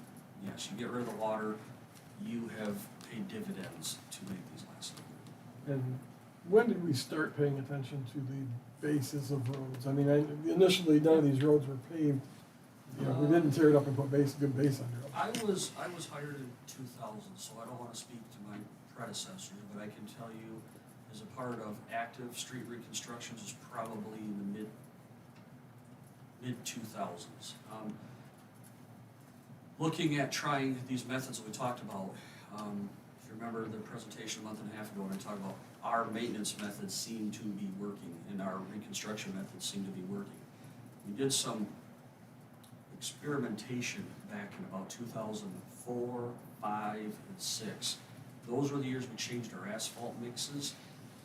We used to, one example is asphalt mix. We used to use a very heavy-duty asphalt mix. It's an MDOT mix that they would probably use here on Spear Street. Very hard, very, very durable for heavy traffic, pounding in traffic. But it's brittle. It's like anything hard, it breaks.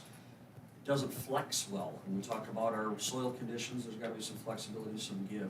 So the asphalt mix that we've been using for the last 15 odd years is more flexible, so it doesn't crack as easy. It's like anything rubberized to your tires. After 10 years, it starts to lose some of that elasticity, so you start seeing cracks. But yeah, doing soil cores, that type of thing. I can tell you streets in the 90s where they were, and it's no discredit, but it's a matter of they literally just ripped up the old road surface and put on a new road surface, nothing to do with the utilities. That was very common in the 80s and 90s.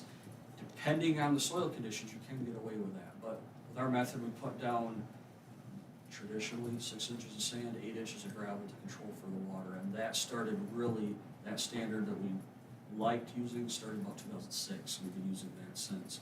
It seems to be significantly extending their lives, depending on traffic patterns and that type of thing. More questions? All right, thank you, Dave. Thanks, Dave. Appreciate the information.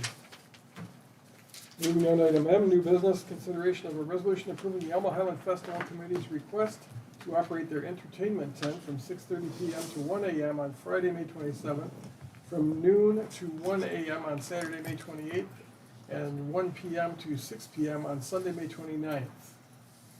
I believe that's 2022 instead of 2019, but pursuant to the ordinance of 695, which allows the city commission to approve the 3-day variance to the noise ordinance. Your pleasure. So moved. Support. Motion support. Any comments or questions? Hearing none, all those in favor say yes. Yes. Any opposed will be no. Motion is carried. Thank you. Appropriations. Entertain a motion to pay the bills. So moved. Support. A motion support. Are there any comments or questions? Hearing none, all those in favor be yes. Yes. Any opposed is no. Motion is carried. The appropriations are passed. Commissioner comments. Roxanne, go first. I don't have anything tonight, thank you. Okay. Danny. Nothing this evening, thank you. Audra. I'll pass, thank you. Michelle. I'm good. Clerk. No? Sarah. Thank you. Eric. Just next Tuesday, May 17th, 5:30 PM here, go through the budget again, and then May 24th will be the final adoption. So if you're interested, please stop by. I think one of the reasons Roger isn't here tonight, they're short-staffed at the Strand. I think they're preparing for a play, so I think there's a new event coming up down there. So if you haven't got your tickets yet, the talent is always amazing down there, so good to see. With that, we'll open it up to the members of the public. Anybody like to address the commission, please go to the podium, state your name and address, and you have up to 5 minutes to share your thoughts. Who would like to be first?